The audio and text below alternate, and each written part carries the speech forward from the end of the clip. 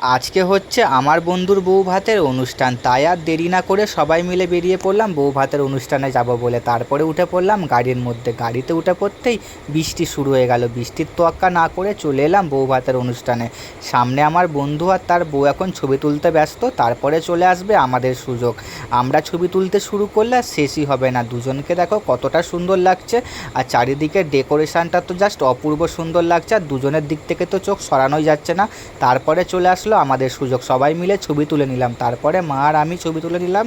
তারপরে বাপি আর মা, এখানে ভাই আর আমি সবাই মিলে ছবি তোলার পরে চলে গেলাম ফুচকার লাইনে। ফুচকা খেয়ে চলে যাব খাবারের জায়গাতে, কারণ খাবার খেয়ে নিয়ে আনন্দ করতে হবে। কারণ আমার বাড়ি থেকে আমার বন্ধুর বাড়ির দূরত্ব অনেকটা, তাই আর দেরি না করে বসে পড়লাম খাবারের জায়গাতে। আর এখানে দেখতে পাচ্ছ মেনু কার্ডে আমার বন্ধু আর তার বইয়ের ছবিতে মেনু কার্ড করেছে, অপূর্ব সুন্দর লাগছে। আর প্রত্যেকটা খাবার তো জাস্ট সেই লেভেলের হয়েছে।